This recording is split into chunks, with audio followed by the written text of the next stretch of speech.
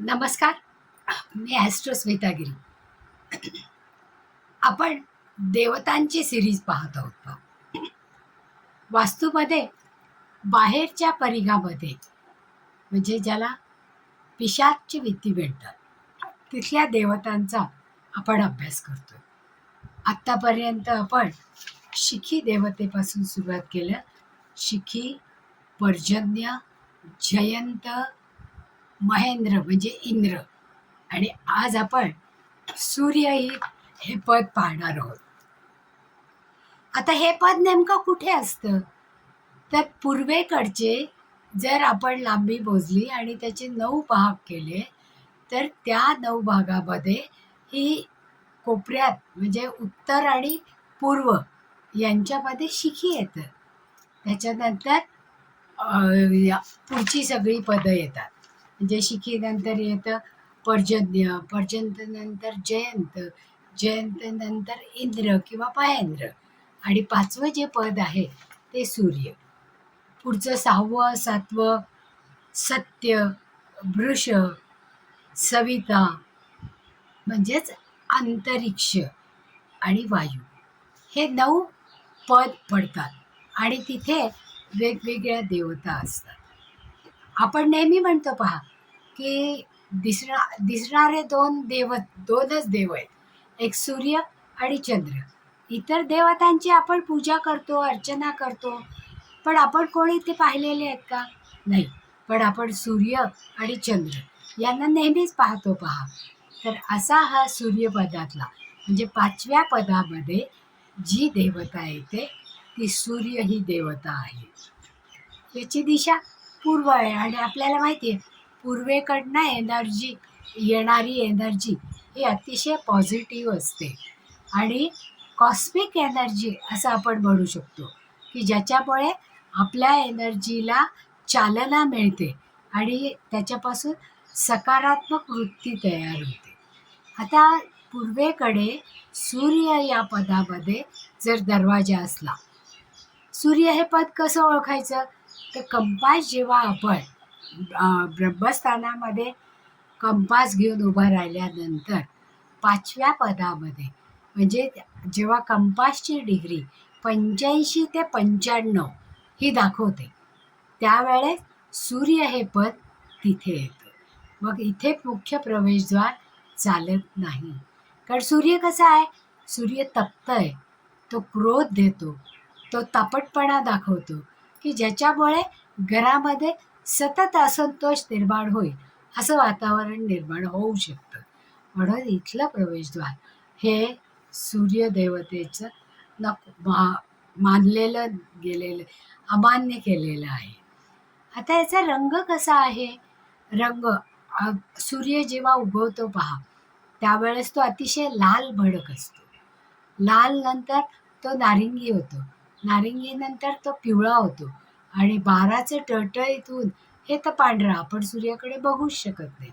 म्हणजे या रंगांच्या सगळ्या छटा त्याच्यामध्ये दिसतात आणि आकाशामध्ये सूर्य जेव्हा उगवतो त्यावेळेस भुरकट म्हणजे सूर्योदयाच्या वेळेस हा रंग भुरकट म्हणून आपण पाहतो. आता याचं रत्न कोणतं आहे? कारण लाल रंग आहे पहा, त्याच्यामुळे याचं रत्न रुबी आहे. आणि वडासारखा मोठा वृक्ष याला फायदेशीर आहे. कारण वड कसं आहे, एक झाड लावलं की त्याच्या बऱ्याच पारंब्या तयार होतात आणि त्यापासून नवीन झाडाची निर्मिती होते. म्हणून वडाचं पान हे सूर्याला अतिशय प्रिय आहे. आणि ज्यावेळेस आपल्याला जेव्हा सूर्य या देवतेचं पॉझिटिव्हिटी वाढवायची असते, तेव्हा वडाच्या पानावर केशरानी किंवा अष्टगंधानी जर आपण स्वस्तिक काढलं आणि स्थापित केलं तर त्याच्यामुळे एनर्जी आपली आणि आपल्या घराची ही वाढू शकते. त्याचप्रमाणे रुबी हे रत्न जर आपण पूर्व दिशेला सूर्य या पदामध्ये जर आपण पुरलं तर त्याचा फायदा अख्ख्या घरातली एनर्जी चांगली करण्यासाठी होतं. आता सूर्य म्हणजे ऊर्जा आहे आणि ऊर्जा हा ब्रह्मांडाचा आत्मा आहे सूर्य पाहिजे.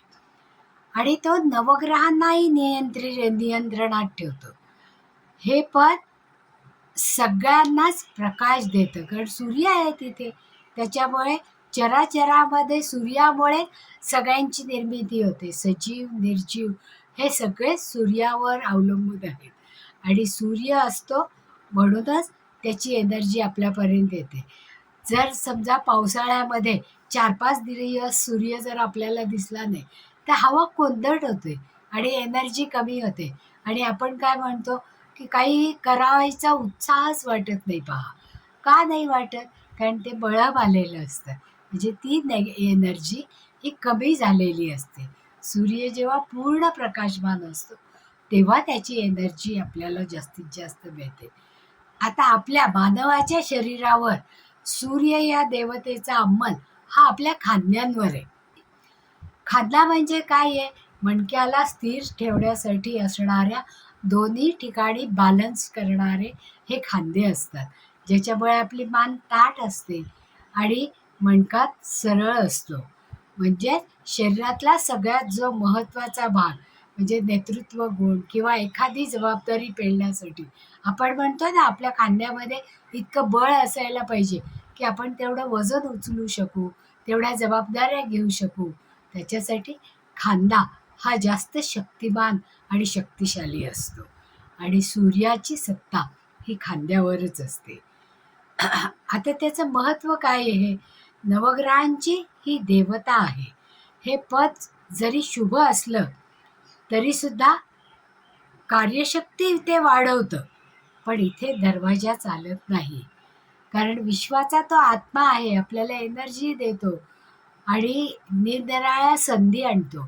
पण सूर्यदेवतेमध्ये जर आपण दरवाजा घेतला तर त्या घरामध्ये राग आणि चिडचिड, क्रोध यांचा जास्त प्रसार आणि आपल्याला दिसून येतो. पण तेच जर महेंद्र आणि जयंत या पदांमधले सूर्यपदामध्ये असणारी एनर्जी आपल्याला जयंत आणि महेंद्र या पदाची जास्तीत जास्त म्हणजे वरुण आणि अग्नी यांची शुभ फळं प्राप्त होतात. आता आपण या देवतेला काही भोग चढवतो, म्हणजे नैवेद्य देतो. मग तो नैवेद्य कशा कशाचा असायला पाहिजे? तीळ, दूध, गहू आणि गूळ हे या सूर्यदेवाला अर्पण केलं पाहिजे.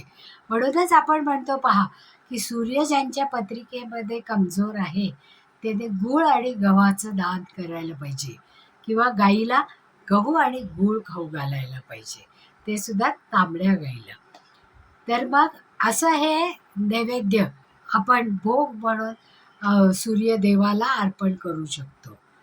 किंवा हवन जर करायचं झालं तर ते तीळ, दूध, गूळ आणि गहू, लाल फुलं जी सुकलेली आहेत अशा सुकलेल्या फुलांचं आपण हवन करू शकतो.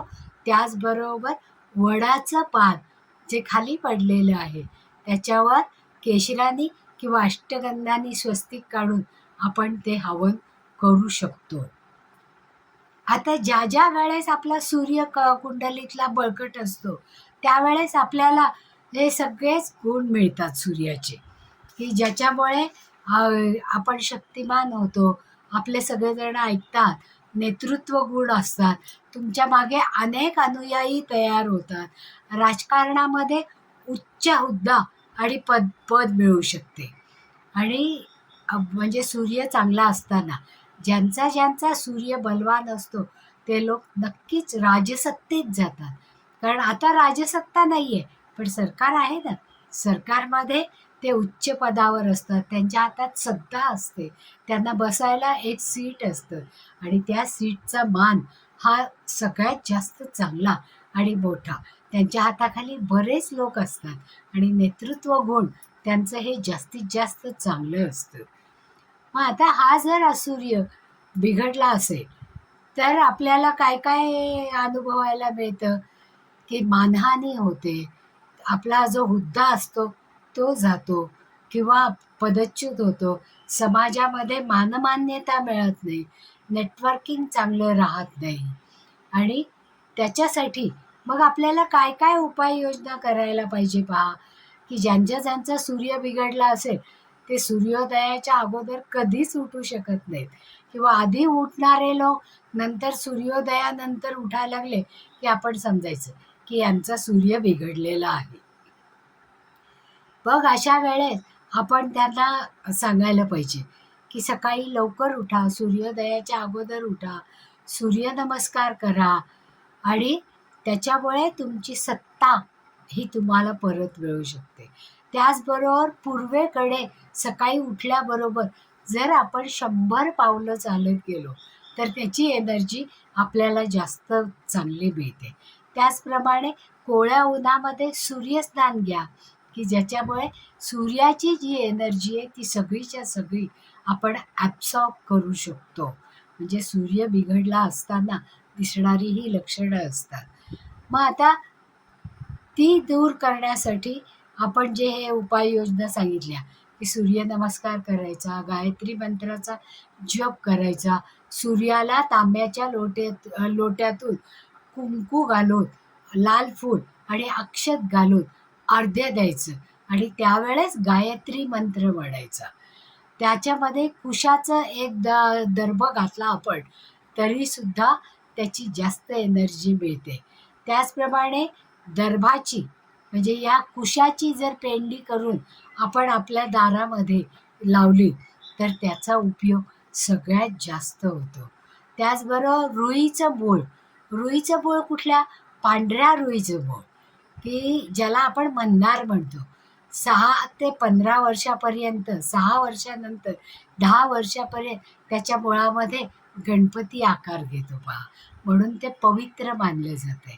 मग अशा या मंदार वृक्षाचं मूळ ज्यांचा रवी कमी पॉवरफुल आहे अशा लोकांना जर आपण ही मुळी बांधायला दिली, गळ्यात घालायला दिली, ताईतात घालायला दिली, किंवा सूर्य या पदामध्ये आपण भूमीमध्ये जर ती पुरली तर त्याचा उपयोग दीर्घकाळपर्यंत राहू शकतो.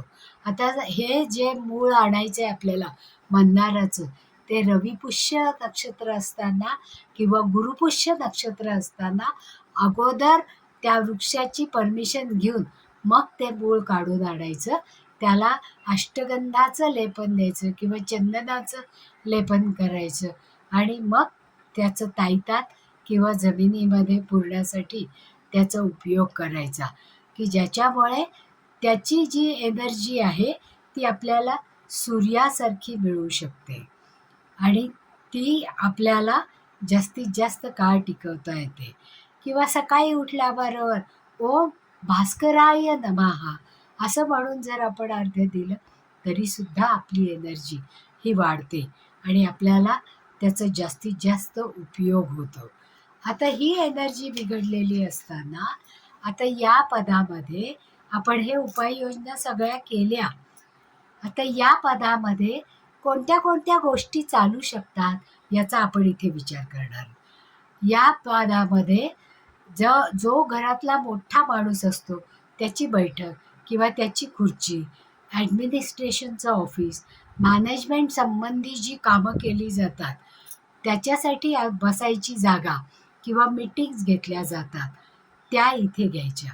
म्हणजे सूर्याची एनर्जी ही तिथे मिळू शकते, ज्याच्यामुळे नेटवर्किंग चांगलं राहतं, हाताखालचे लोक चांगली कामं करतात आणि सूर्याचं कंप्लीट बळ आपल्याला मिळतं.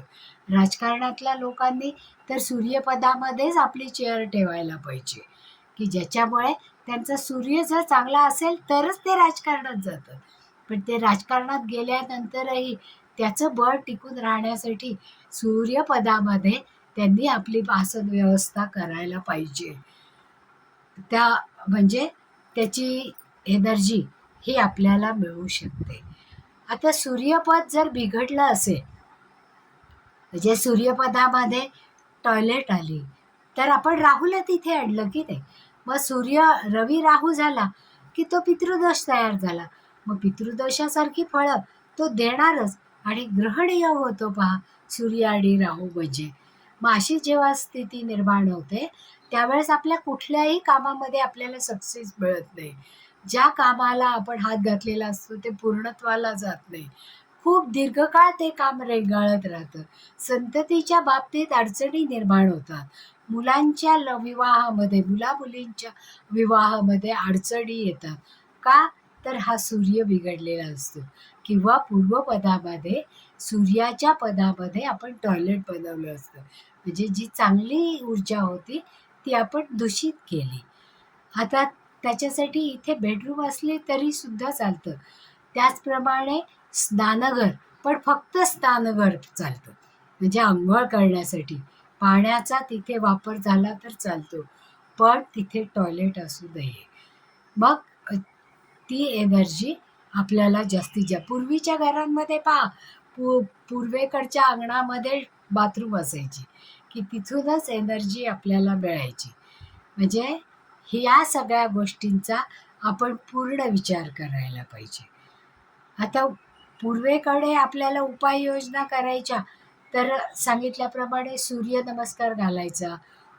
त्या दिवशी रविवारी, कारण रविवार हा सूर्याचा वार आहे, मग त्या दिवशी उपवास करायचा आणि मीठ नसलेलं म्हणजे आळणी अन्नाचं सेवन करायचं.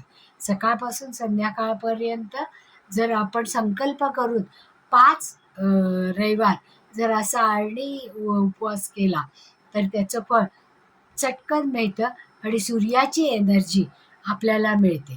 आणि हवन करताना कुश, लाल फूल, लाल चंदन याचा उपयोग करायचा आणि गहू, गूळ, तीळ यासारखे पदार्थ त्या होमामध्ये अर्पण करायचं. आता नैवेद्य दाखवण्यापूर्वी आणि होम हवन करताना अगोदर सूर्यदेवाला आपण तिथे आवाहन करायला पाहिजे ना. मग त्यावेळेस हा मंत्र म्हणायचा, ओम सूर्यदेवाय शांती कुरु स्वाहा. स्वाहा म्हटलं की आवाहन करायचं. आणि त्याचबरोबर पूर्व जर पूर्ण बंद असेल तर तिथे आपण सूर्याची प्रतिमा लावू शकतो, ब्रासची किंवा व्हाईट मेटलची. पण त्या सूर्याला मिशा नकोत बरं का. मिशा जर असला तर तो शनिवत काम करतो, मग आपल्या कामामध्ये अडचणी आणतो. मग पूर्व आपण ओपन करण्यासाठी सूर्य लावणार, पण त्याला जर मिशा असतील तर ते चालणारच नाहीत. म्हणून सूर्य हा साधा सूर्य असावा, की ज्याच्यामुळे त्याची एनर्जी पूर्ण होईल आणि सूर्यपद ओपन होईल. आत्ता आपण या देवतांपैकी सूर्य हे पद आणि सूर्य ही देवता पाहिली. आता पुढच्या भागामध्ये आपण पुढचं देवता पाहूया. आवडलं असेल तर लाईक करा, सबस्क्राईबही करा आणि तुमच्या मित्रमैत्रिणींपर्यंत ही माहिती पोचवायची असेल. कारण आता कसं फ्लॅट संस्कृती आहे पहा, त्याच्यामुळे फ्लॅट संस्कृतीत दरवाजा कुठेही येऊ शकतो. मग त्या देवता जर डिस्टर्ब झालेल्या असतील तर त्यांचं शुभत्व आपल्याला मिळणार नाही. त्यासाठी या सगळ्या देवतांचा अभ्यास आपल्याला करावा लागतो आणि त्याचा उपयोग आपल्या आयुष्यामध्ये नक्कीच होतो. तर पुन्हा भेटूया पुढचं एखादं पद घेऊन. धन्यवाद.